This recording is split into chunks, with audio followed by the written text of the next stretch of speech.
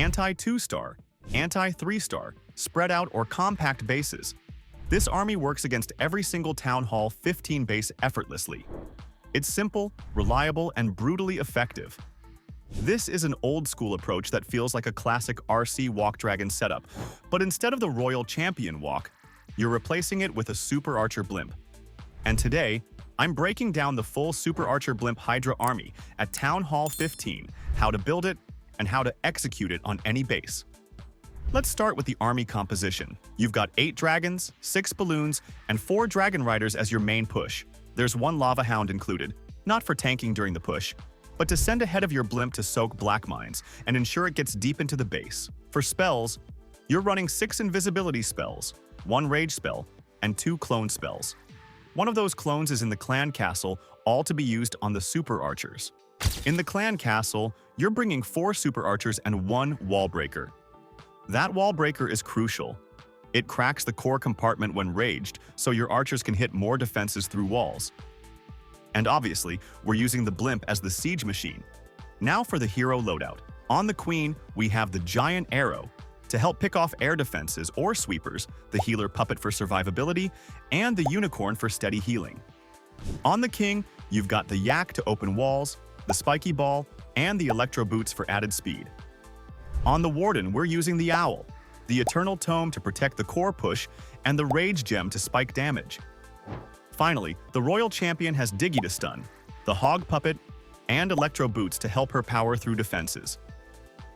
Now, let's get into how to execute it.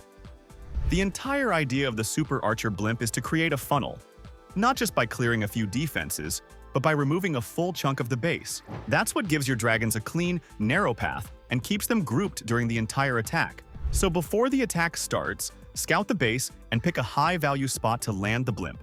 Try to aim for an area from where the super archers can reach the town hall and at least 2 to 3 other key defenses.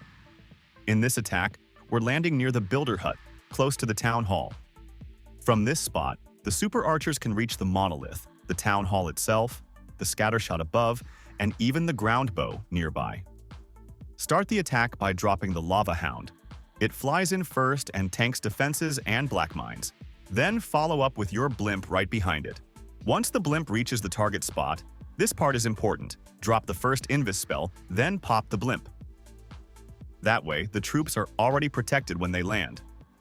Right after that, drop both clone spells, then the rage, and then go into your invis cycle. Every 4 seconds, 1 at a time. You'll repeat the invis drops until your spells run out. Even if there's an invis tower near the town hall, this setup still gets insane value because of the angle and the spell timing. Once the super archers are done and the funnel is cleared, make sure any pulled clan castle troops are dealt with.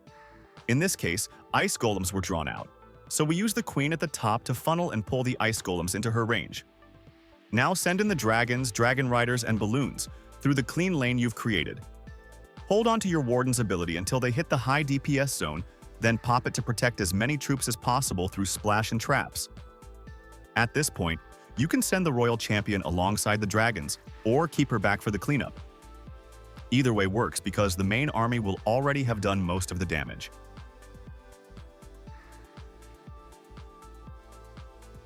And as you'll see, even with traps, even with heavy core defenses, the army still has half the dragons alive and 3 of your heroes at full health.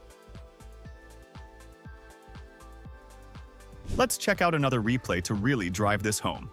Again, we're aiming for the town hall early to keep the dragons away from the giga poison. We send in the lava hound first to soak any mines, then drop the blimp right behind. And once again, start with the invis spell, pop the blimp, then go clone, rage, and repeat invis every 4 seconds.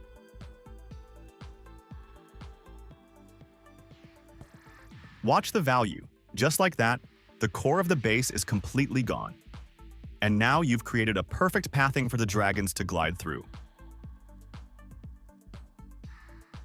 From this point, it becomes extremely straightforward.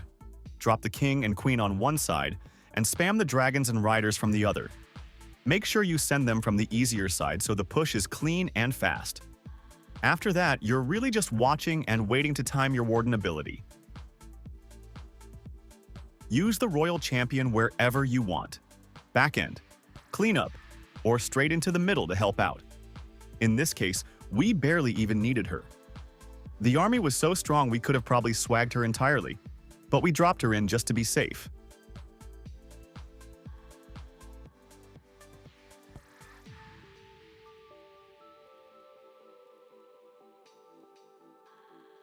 So for the next hit, we've got a war replay where we're once again looking to land the blimp deep inside the base, right next to the sweeper. The Lava Hound goes in first, soaking up all the defenses and air mines, giving our blimp a safe lane straight to the target spot. Once the blimp lands, we instantly drop the clones, rage, and start cycling the invisibility spells to get value from the super archers. Just make this work out and you already have the triple. And as you can see, the entire core is gone. The super archers wipe out everything in range and create an absolutely massive funnel. After that, it's the usual sequence. Drop your heroes on one side to funnel, then spam the dragons through the middle. In this replay, the army actually split. Some of the dragons went wide, the warden stayed with the smaller group, and even with that, the attack held strong. The royal champion moved in with the dragons, got great value.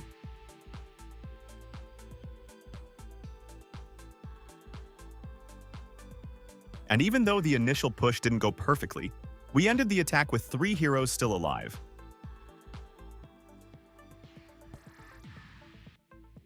This is exactly why I picked this army. It's powerful, forgiving, and still triples through chaos. Now we've got another war hit, and this time I want you to pause and take a second to guess where the blimp is going. In this hit, we aim for the air defense on the 430 side of the base.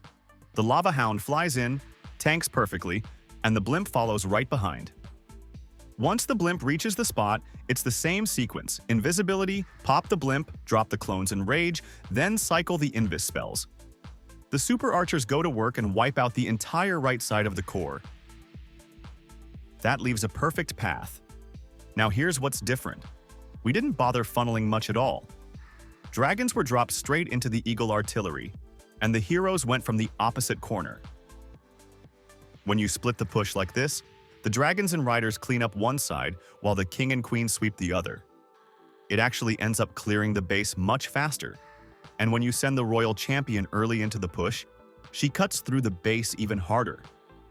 In this hit, the queen was basically stuck the entire time dealing with clan castle troops. She didn't get any real value, and even without her, the base still fell apart in nearly 2 minutes. That's why this army is one of the strongest Town Hall 15 attacks right now. You get value early, pathing becomes simple, and the dragons clean up no matter what. Even with a few mistakes, it still triples. If you found this breakdown helpful, make sure to drop a like so more players can discover it. Subscribe if you want more guides like this for TH15 and beyond. And turn on notifications so you don't miss any uploads. I'll be dropping more armies, war hits, and meta strategies soon. And of course, all the army links are in the description below. Copy them straight into your game, try them out, and let me know how they work for you.